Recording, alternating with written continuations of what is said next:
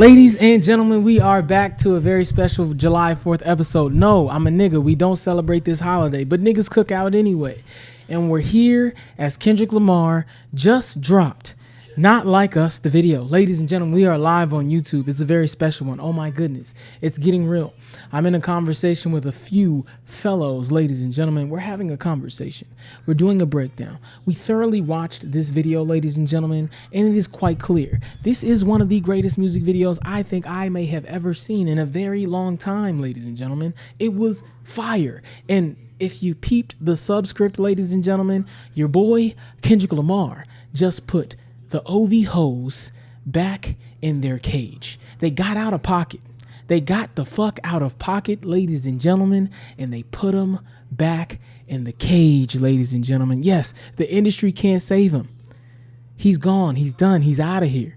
Now, don't get me wrong. Drake is a phenomenal artist. We're not taking any of that away from him. But when we talk about the top of the top, the echelon, the silk cloth, ladies and gentlemen, number one is Kendrick Lamar. And you can't take anything away from him, ladies and gentlemen. We got to give a hand to this very, very, very special moment. Ladies and gentlemen, Kendrick Lamar just dropped one of the greatest videos of all time.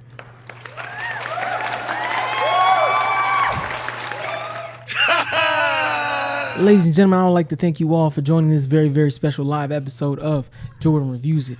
Now, I want to start this episode off with, how did you feel about the video? How did you feel about the video, sir? You're heard. Should I come over to the mic? Yeah. I mean, whatever you want to do, man. The video was great. 10 out of 10. The production was great. It had a lot of important people in it. A lot of notable faces. And I think that's...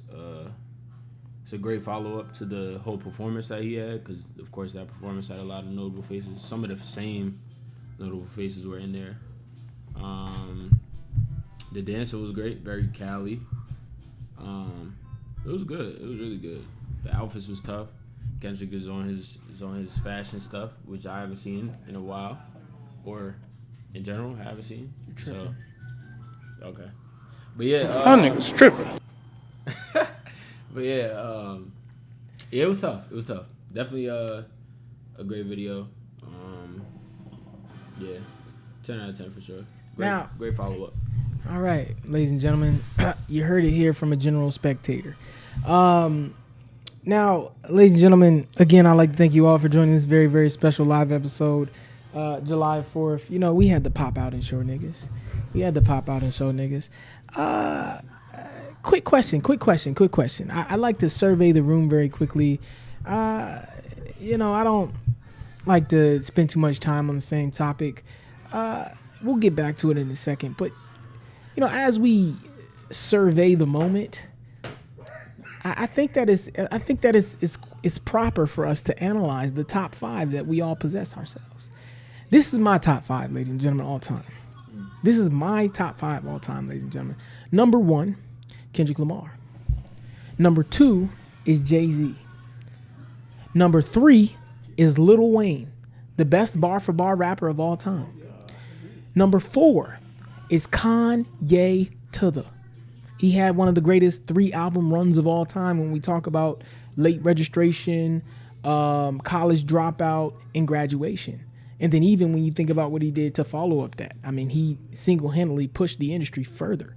And then at number 5, ladies and gentlemen, it's quite controversial, but number 5, I put Nas. And the reason why I put Nas is just for the simple fact that Nas has longevity. I mean, he is still making music. He has proven the true essence of what it means to be an MC. He's continued to do what he does at a high level. And I think that, to the contrary, Jay-Z doesn't do that. While Jay-Z has just one of the greatest impacts an artist could have in their career, I just feel like Nas deserves to be in every conversation of a top 5. And yes, Biggie and Tupac is not here because, quite frankly, I don't feel like they had the run that they had. We're not talking top 10, we're talking top 5, and they're in the top 10. Lauryn Hill is definitely in the top 10. I understand that she had one album, but she had one really great album. And that was enough to solidify her as a top 5 artist. And she is, ability-wise, the greatest female MC of all time that we will ever see. Especially when you consider the current agenda of female rap and the fact that much of it is trash. Cardi B is a personality. Meg Thee Stallion has no hits. She's all personality. And Glorilla, quite frankly, is the best we will have in this era, in my personal opinion. I don't know. Now, let's pass the mic. Let's see what these other gentlemen feel. The bearded fellow to the left.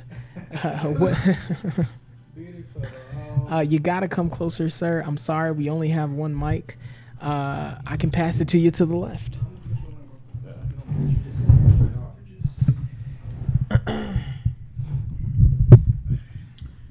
All right, top 5. Gotta get closer. Top five for me.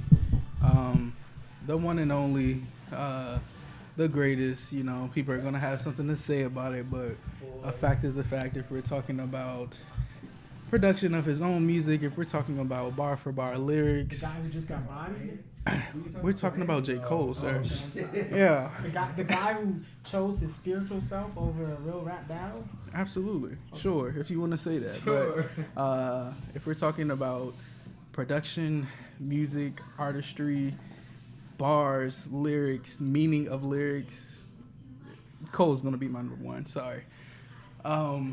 Next up, we would have, I would say Wayne.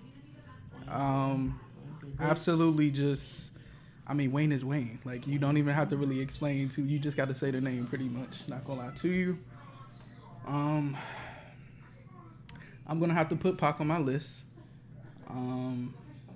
Even though, like you said, he doesn't necessarily have longevity because he's not here, but his music still transcends today. Like, you could still put on the Pac album and, like, yeah, it's still relevant. 4, I would say Jay-Z. Actually, I take that back. Sorry. 4, I would say Kanye West. Crazy as fuck, but brilliant artists altogether. And then lastly, I would say Jay-Z. And that's my top 5. So you got Cole, Wayne, Pac, Ye, and then Jay-Z. Okay, so okay. Now, here's a quick question for you. Some people argue Kanye West. Some people say Kanye West, and when you mention all these other artists, some people say Kanye West lyrically doesn't have the repertoire to exist within a conversation of rappers. Some people feel that way. And then also when you talk about Wayne, some people say Wayne doesn't have cognizant music. You know, but one thing I like to throw out there about Wayne, when you talk about Wayne, is the one most important thing and the one thing that keeps Wayne in the top 5 and will forever keep Wayne in the top 5, besides the fact that he's one of the greatest bar for bar rappers of all time, is the fact that Wayne was going platinum at a time where all of us got free music on LimeWire. Like, you couldn't stop this guy's greatness. Outside of mixtapes, like, this man dropped the Carter 3. After the Carter 3 got leaked a week later, had a whole nother album ready and still went platinum in the first week. Like, niggas got to put some respect on Wayne regardless. All right. Oh, God, ladies and gentlemen, we have a very special one here. We are live again with JB and Malik. I'm sorry, ladies and gentlemen. There is a resurrection of a previous podcast. We have JB live here with Malik. Malik, you know, you've got podcast experience. You know how to communicate this. What is your top 5, Malik? I think this one's going to be controversial. Yeah.